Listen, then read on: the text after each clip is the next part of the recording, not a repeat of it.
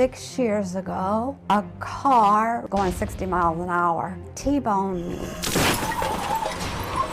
Most of the doctors said that I need to learn how to live with chronic pain for the rest of my life, and I decided to have back surgery.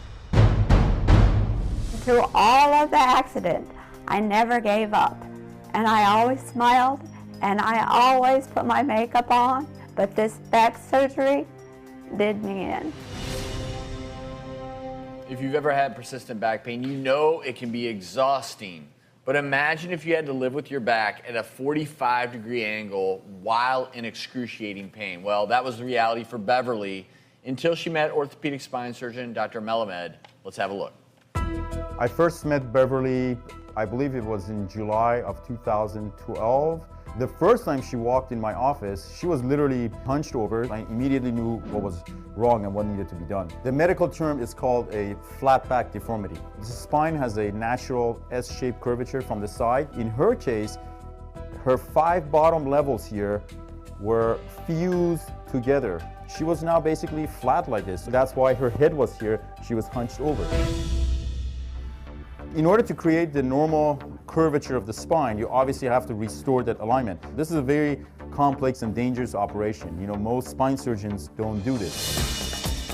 The day of the surgery, I go in, remove the original hardware, and I like to put in a little bit thicker screws. And once you put all your screws in, you expose the spine, then that's the time when you start thinking about the procedure of breaking the bone.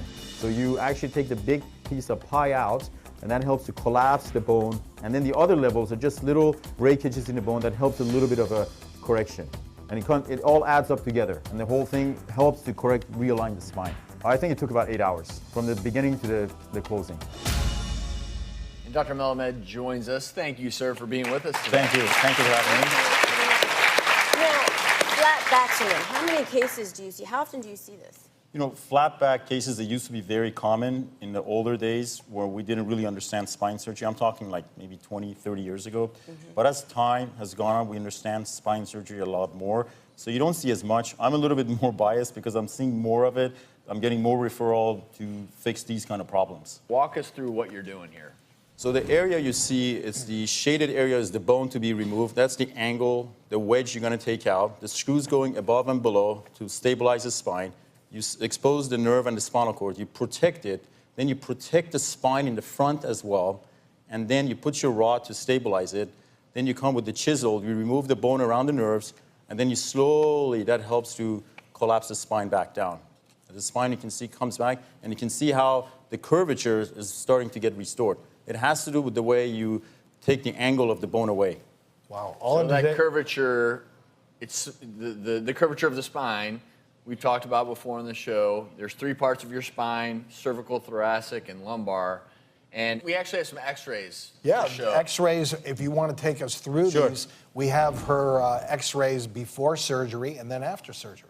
So the x-ray on the left is the one before the operation. This is looking at her from the front. She has a little bit of a curvature, you can see, but that wasn't her main problem. You can see she's tilting, but that wasn't the main issue. The one on the right, you can see she's completely straight now. So you're seeing one curvature, but there was the other curvature as well. The curvature that forced her to basically be at a 45-degree angle forward. I mean, literally, because the spine was like flat now, so her upper part was now basically bending over this way. So she was basically completely hunched over. So you corrected, in a way, 2 curves. Because it's all compensation. So what happens then when you bend over like this, a lot of times the patients start doing this to look up straight, and they start getting neck pain. Then they think something is wrong with the neck, but there's really nothing wrong with the neck. It's actually the lower part that's the problem.